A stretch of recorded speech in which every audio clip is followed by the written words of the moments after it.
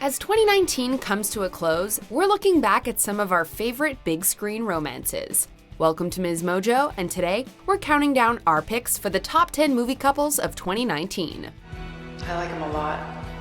Fred, you gotta go to her. Go get her ass, man. For this list, we're taking a look at the standout romantic pairings from 2019 films. A spoiler warning is now in effect. Can you feel the love tonight? The peace the evening brings. Number 10, Kate and Tom, Last Christmas. There are plenty of great holiday-themed romantic comedies out there, but it seems like it's been a while since we got a new one. In 2019, we were treated to Last Christmas, starring Game of Thrones' Emilia Clarke and Henry Golding of Crazy Rich Asians fame. Oh, you! Again. What do you mean again? Did you follow me here? Are elves always so cynical? Yes, relentlessly. These are dark times. The movie was co-written by none other than Emma Thompson and tells the story of Kate, a troubled young woman who works as an elf at a Christmas shop in London year-round. I sold 4 of these last week. I'm that good.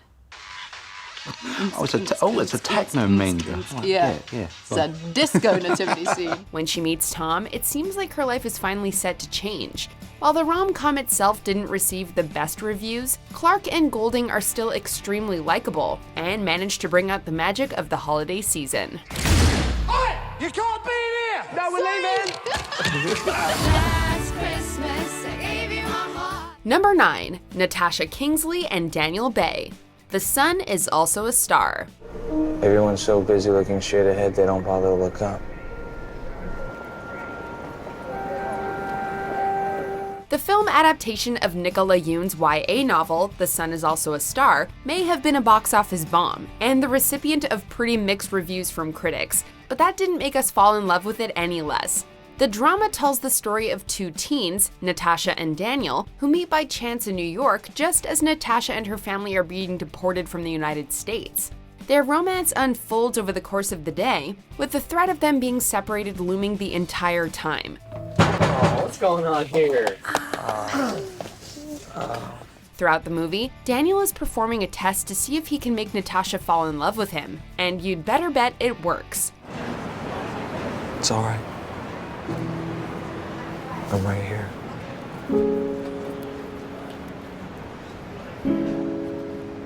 Number 8, Jenny Young and Nate Davis, Someone Great. I love you. Not all great love stories have happy endings. Look at us. We're so happy. Idiots. I don't know if you know this, man, but love is a lie.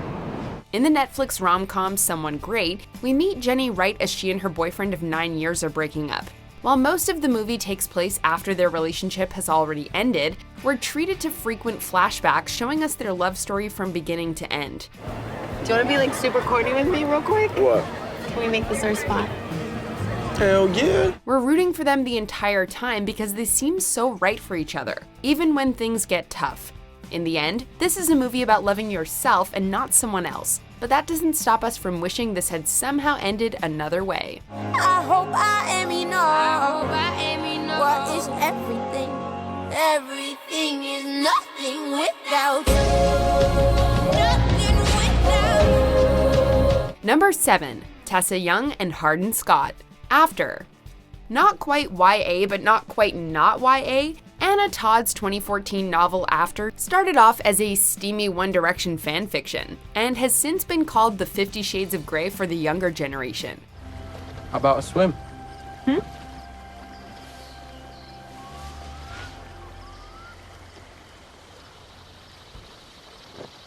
Because of its success, it made sense that it would end up on the big screen, and fans fell even harder for Tessa and Hardin once they were fully realized for the film. Tessa is the stereotypical good girl who's yet to lose her virginity, and Hardin is the bad boy ready to corrupt her purity.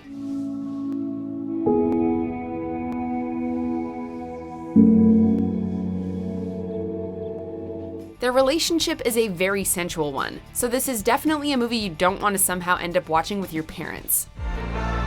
Believe what? That you're mine? Number 6, Sasha Tran and Marcus Kim. Always Be My Maybe. You're so scared to do anything I'm not new. scared, okay? I just don't want to be some dude on your arm so you don't have to show up to places alone. Why not? Sasha and Marcus were childhood neighbors and besties growing up in San Francisco before they eventually get it on as teenagers and their friendship quickly deteriorates. They end up in each other's lives again years later when Sasha is a famous celebrity chef and Marcus is still living with his aging father. It's just funny because I know it's not you, that voice. Well, you haven't known me for a very long time. And P.S., have you seen yourself in those coveralls? You look like a homeless astronaut. While their lives may be completely different, their old chemistry comes back almost immediately. While there are some bumps along the way, including a hysterical cameo from Keanu Reeves, it's clear that these two were always meant to be. Sasha Tran, can I hold your purse for you?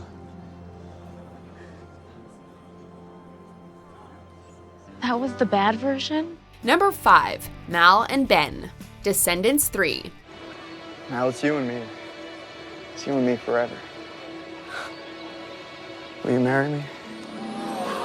Will you be my queen? At the beginning of Descendants 3, Ben finally proposes to Mal, and while she of course says yes, they didn't jump straight to a happy ending because of Audrey's involvement. In the end, they managed to work it all out, keeping us enthralled and entertained the entire way. What is this? Oh, yeah. I gotta get used to this. You like it? I love this. While many fans hoped they'd get to see these two married in the 3rd installment of the series, we were happy to at least see them setting off on their happily ever after. We're gonna rock the town. Everyone While Mal and Ben had been a favorite for a while, we were also happy to see romance blooming between Evie and Doug in Descendants 3. Number 4, Columbus and Wichita. Zombieland Double Tap. Oh, God, those are T-800s. Or at the very least, T-700s. There actually was no T-700. Yeah, T-800's the first model. This is great, having two of you. 10 years after the original Zombieland was released, we finally got a sequel to the post-apocalyptic horror flick that brought us back to our favorite characters. In the first movie, we meet Columbus, played by Jesse Eisenberg, and Wichita, played by Emma Stone, as they start their romance. I don't even know your name, but this is actually really nice. In the follow-up, Columbus wants to get married, but Wichita isn't sure she wants to settle down. He's so flexible. Yeah, that's what's so great about him. He's very bendy. Ohio, whenever you're done with that. Yeah. But you can probably guess how this one ends. They really did manage to find love in a hopeless place. Number 3, Tony Stark and Pepper Potts, Avengers Endgame. I dream about you. It's always you. There's no debate that Avengers Endgame was the biggest film of the year, considering it also managed to break records to become the highest grossing movie of all time. Not that it's a competition, but she loves me 3,000. Oh, does she now? You were somewhere in the low 600 to 900 range. And while you may think that because it's a superhero movie there's no room for romance, you're wrong on this one.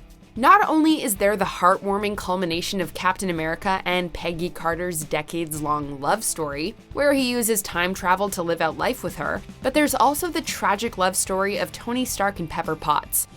We're gonna be okay.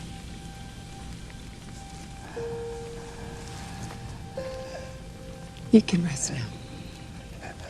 Their tale came to an end when Tony sacrificed himself to save the others, and their farewell was almost too much for us to bear.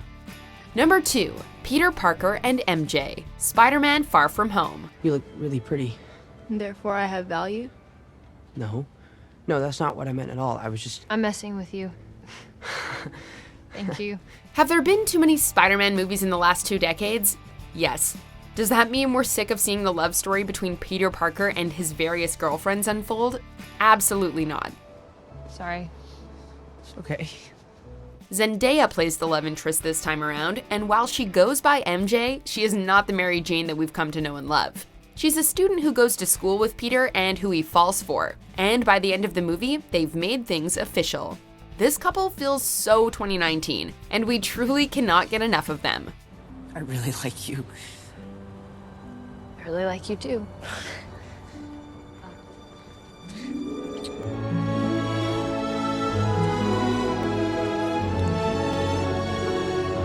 Before we unveil our most romantic #1 pick, here are some honorable mentions. Hello, Mr. Cowboy. How are you today? Do you like riding horses?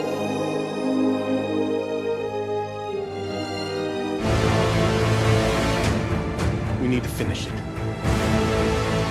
For good.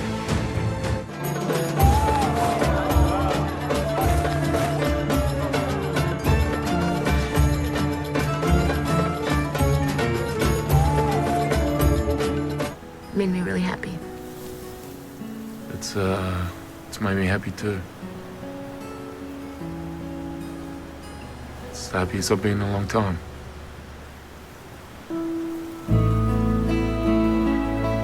Before we continue, be sure to subscribe to our channel and ring the bell to get notified about our latest videos. You have the option to be notified for occasional videos or all of them. If you're on your phone, make sure you go into your settings and switch on notifications.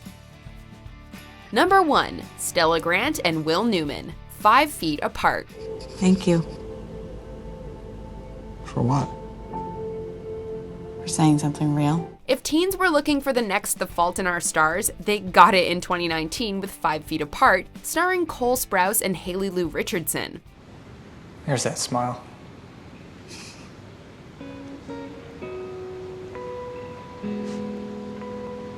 God, you're beautiful. And brave. The story is about 2 young people living with cystic fibrosis, which stops them from being physically close to one another because of the risk of cross-infection. It's a classic tale of star-crossed lovers for the modern day, with an ending that is just as tragic as the dramas that came before it. If you want a good cry, this is a movie you do not want to miss. I don't know what comes next, but I don't regret any of this. Do you agree with our picks? Check out this other recent clip from MsMojo and be sure to subscribe and ring the bell to be notified about our latest videos.